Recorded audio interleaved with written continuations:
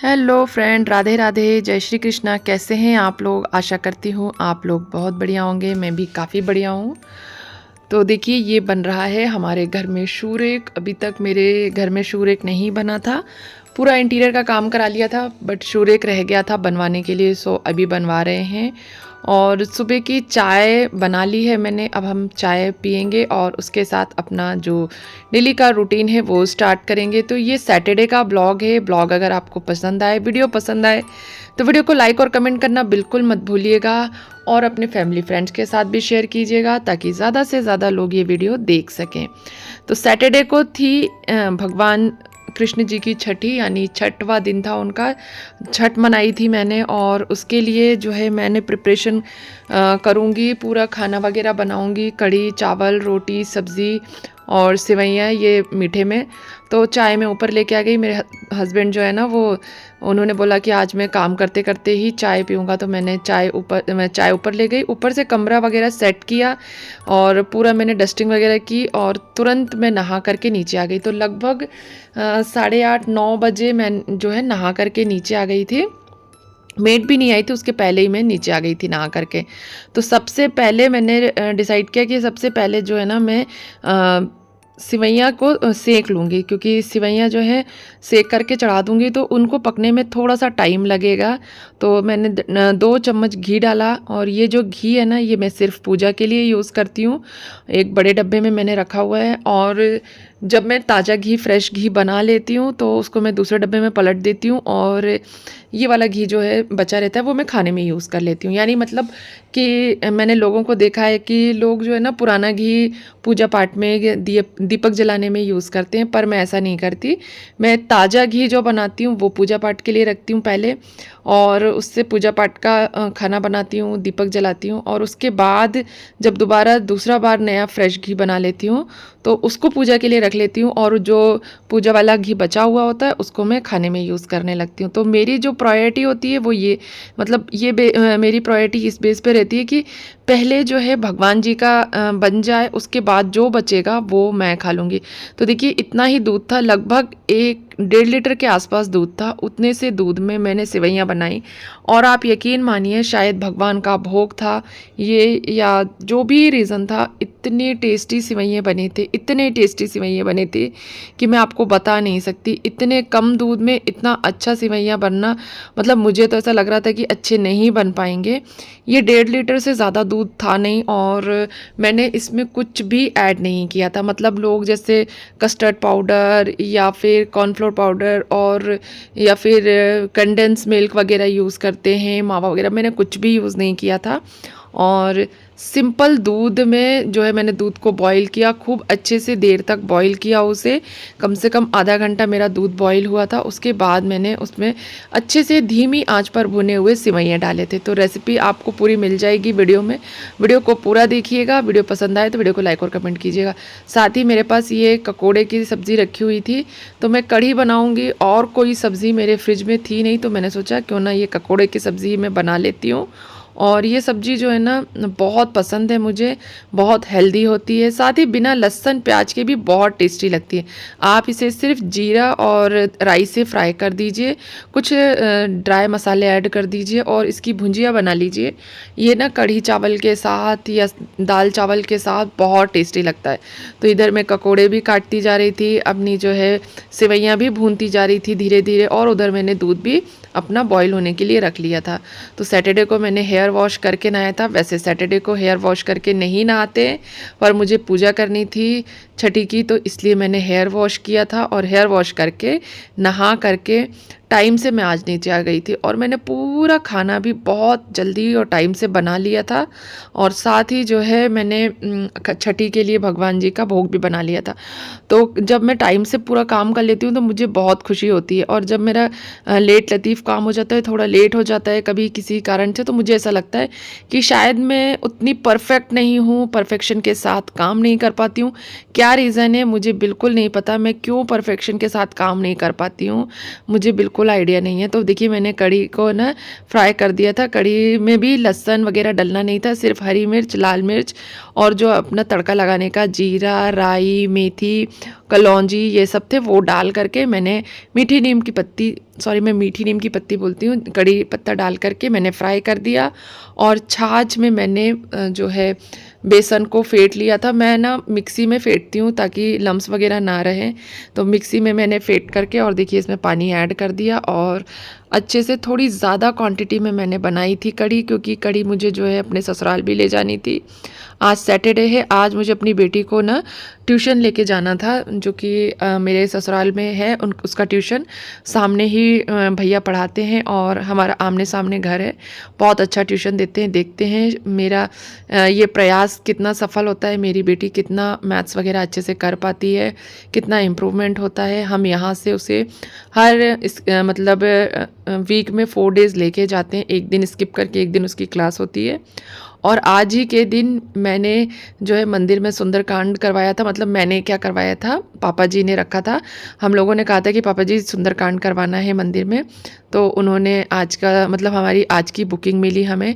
और इत्तेफाक से पहले अंकल ने जो है सैटरडे मतलब जन्माष्टमी की बुकिंग के लिए बोल रहे थे वो, तो हमने जन्माष्टमी के दिन के लिए मना कर दिया कि अंकल जन्माष्टमी के दिन हम आ नहीं पाएंगे घर से, घर में काफ़ी काम रहते हैं। तो उन्होंने रजिस्टर देखा और इत्तेफाक से देखिए आज भी कान्हा जी का ही दिन है और छठी के दिन हमारी बुकिंग हुई।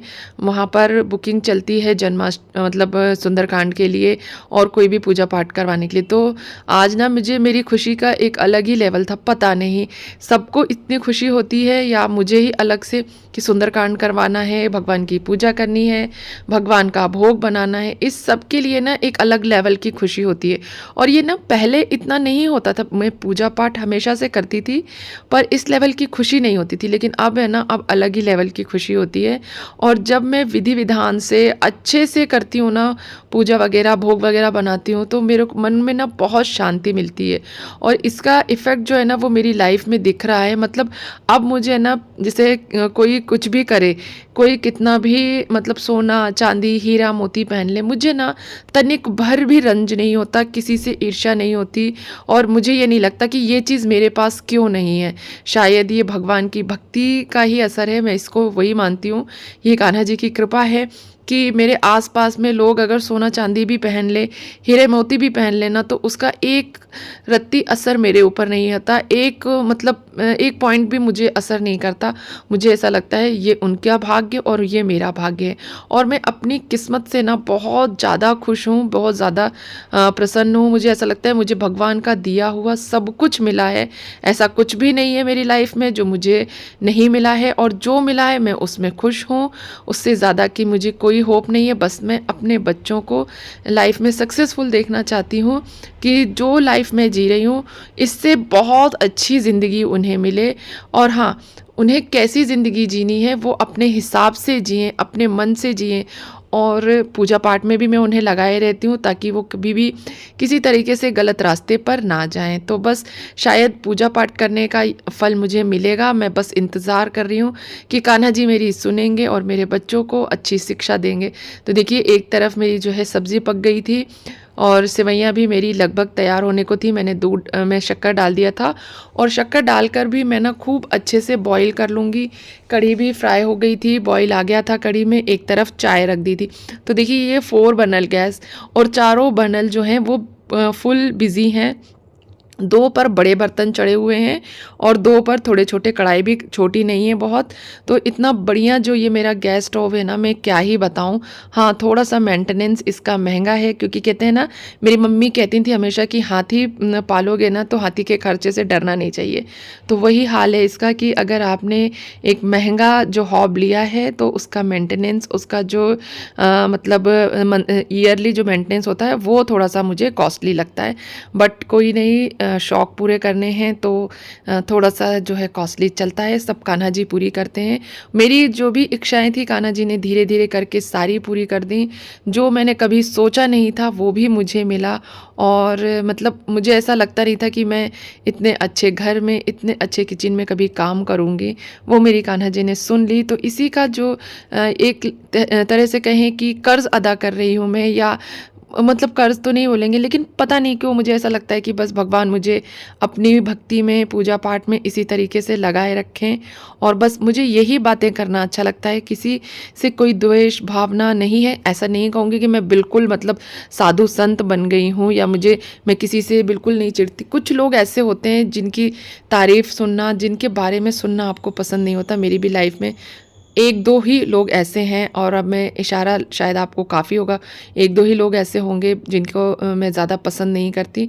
बाकी मुझे किसी से कोई मतलब नहीं है, मैं सबको पसंद करती हूँ। और मतलब अब तो मैं ना अपनी सासू माँ लोगों के लिए भी मतलब काफ़ी करने लगी हूँ, क्योंकि क्या था ना कि जब मैं साथ में रहती थी तो वो मतलब मुझे इतना प्यार नहीं करते थे। जब से मैं अलग हो गई हूँ तो उनको मेरी वैल्यू पता चल गई है, और अब वो मेरे लिए मतलब रोते हैं। तो मुझे बड़ा दुख होता है कि मैं अलग आ गई हूँ, तो वो मेरे को इतना मतलब हम चारों को इतना मिस करती हैं। तो अब ऐसा लगता है कि कुछ भी बनाऊँ, कुछ भी करूँ तो उन लोगों के लिए लेकर जाऊँ। वैसे मैं जब से यहाँ शिफ्ट हुई हूँ इस मकान में, मैं जो भी चीज़ें बनाती हूँ बल्क क्वांटिटी में बनाती हूँ, और अपने मायके और ससुराल दोनों जगह लेकर जाती हूँ। और कान्हा जी की कृपा से मेरा जो रसोई है उसमें कभी कोई चीज़ की कमी नहीं रहती। तो देखिए कढ़ी पूरी तरह से बन चुकी थी, सेवैयाँ भी मेरी बन गई थी, और देखिए 1.5 लीटर दूध में कितनी प्यारी टेस्टी सेवैयाँ बनी थी। कलर भी बहुत अच्छा आया था, बहुत मतलब परफेक्ट कलर था, परफेक्ट मीठी थी, और थिकनेस भी उसकी परफेक्ट थी। पूरा खाना रेडी हो गया। देखिए सब्जी भी तैयार हो गई है। तो देखिए घी भी मैंने बॉईल कर लिया था, और ये एक बार का मैंने मही बनाया था जो 2-3 दिन पहले, ये उसी का मक्खन है, उसको मैंने गरम कर लिया, क्योंकि मुझे ये घी जो है अपने ससुराल लेके जाना था। मम्मी जी लोगों के यहाँ घी ख़त्म हो गया था, तो मैंने सोचा कि गरम करके ये घी वहीं ले जाऊंगी और बुआ जी को दे दूंगी, ताकि उन लोगों के खाने के लिए यूज़ हो जाए। तो देखिए कितना, एक बार में लगभग 1 किलो के आसपास ये घी बन गया था, और ये मैंने इसको डब्बे में पैक कर लिया, और आज मैं ये भी लेकर जाऊंगी। तो मैं खाना भी पैक करूंगी, तो खीर भी लेके जाऊंगी, सेवैयाँ लेकर जाऊंगी, और ये घी लेकर जाऊंगी। और उसके बाद सारी चीज़ें रेडी करके मैं ऊपर आ गई पूजा करने के लिए, और अब मैं जो है आराम से पूजा करूँगी। तो छठ की मतलब छठी की जो पूजा होती है, जो कान्हा जी की छठी करनी होती है, उसकी पूजा जो है वो दोपहर में ही की जाती है। तो अभी लगभग 11 साढ़े 11 बज रहे थे, खाना पूरा रेडी हो चुका था। और ये देखिए मैं आपको अपना ड्रेस दिखा रही हूँ। तो ये ड्रेस जो है ना आज से लगभग 4-5 साल पहले का है, यानी आई थिंक कोविड के टाइम का है, या कोविड से भी पुराना ड्रेस है। और मैंने कई सालों बाद निकाला, तो मैंने सोचा पता नहीं ये ड्रेस मुझे आएगा या नहीं, बट आ गया। और येलो कलर का था। आज जो कान्हा जी की छठी थी उसके लिए परफेक्ट ड्रेस था। कैसी लगी मैं, आप मुझे कमेंट बॉक्स में कमेंट करके बताइएगा। और अब मैं स्टार्ट करती हूँ पूजा। तो मैंने किस तरीके से कान्हा जी की पूजा की, मालिश की, दूध में उनको डुबकी लगवाई, ये सारा वीडियो शायद आपने शॉर्ट्स में देख लिया होगा। अगर नहीं देखा है तो आप शॉर्ट्स में जा कर के देख लीजिए। तो ये ड्रेस जो मैंने कान्हा जी को पहनाई, ये मेरे पास रखी हुई थी, क्योंकि मैं छठ के लिए उनकी नई ड्रेस नहीं ला पाई थी, मार्केट नहीं जा पाई थी। गलती ये हो गई कि जब मैंने जन्माष्टमी के लिए उनकी ड्रेस परचेज़ की थी, तभी मुझे छठ के लिए ख़रीद लेनी थी। तो उस टाइम पर मैंने 2-3 ड्रेसेस खरीदी थी, पर मैंने छठ के लिए स्पेशली ड्रेस रखी नहीं थी, और ये एक बार ही पहनी हुई ड्रेस थी, तो मैंने कहा चलो यही पहना देती हूँ। और ये देखिए ये मेरे कान्हा जी के मुकुटों का बॉक्स है, और ये उनके सारे जो हैं साफ़े और मुकुट हैं। और ना मुझे ना कान्हा जी के लिए शॉपिंग करना बहुत बहुत बहुत ज़्यादा पसंद है, और मैं ना अच्छे अच्छे चीज़ें लेकर आती हूँ। मतलब मैं प्राइस नहीं देखती, मैं अपने हिसाब से, अपने मतलब जितनी गुंजाइश होती है ना उस हिसाब से पूरी कोशिश करती हूँ कि मैं परफेक्ट ड्रेस और बहुत अच्छी ड्रेस लेकर आऊँ। तो इस बार का जो ये ड्रेस था कान्हा जी के बर्थडे का, यानी जन्माष्टमी का, वो हम निकाल देंगे, और दूसरा उनको छठ के लिए ड्रेस पहनाएंगे। तो ये इस तरह का ड्रेस था, इसके साथ है ना 3 पीस का ड्रेस था ये पूरा। मैं जन्माष्टमी के दिन आप लोगों को दिखाना भूल गई थी, मतलब इतना बिजी रूटीन था ना कि मैं दिखा नहीं पाई थी। तो ये देखिए इसमें ना ये उनका ऊपर का है, टॉप है और लहंगा है और पटका भी है, फटका बोलते हैं मतलब जिसे, जो दुपट्टा वो भी है। तो 3 पीस ड्रेस है। इस टाइप का ड्रेस जो है मैं पहली बार लेके आई हूँ, पर ये बहुत अच्छा लगा मुझे। और ये मैं जो है ना ये भी लेकर आई थी मोरपंख कान्हा जी के लिए। और ये देखिए ये माला, ये सारा इनका जन्माष्टमी का ड्रेस है।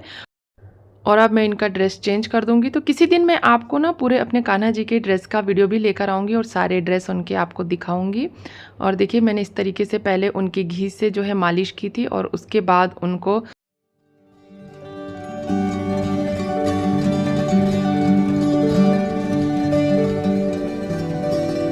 सादे पानी से स्नान कराऊंगी, मतलब नॉर्मल पानी से स्नान करा के, और घी मतलब दूध के भगोने में उनको डुबकी देते हैं। तो इस तरह से छठ की पूजा की जाती है। फिर काजल वगैरह लगाया जाता है, नज़र उतारी जाती है उनकी, नए वस्त्र पहनाए जाते हैं और नज़रिए पहनाए जाते हैं। तो मेरे पास नज़रिए नहीं थे, नए वस्त्र मैंने पहना दिए थे और घी मतलब दूध में उनको डुबकी लगवा दी थी।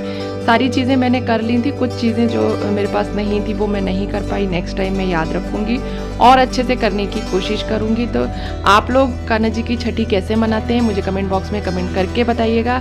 आई होप आप लोगों को आज का ये ब्लॉग पसंद आया होगा। वीडियो अगर पसंद आया हो तो वीडियो को लाइक और कमेंट कीजिए।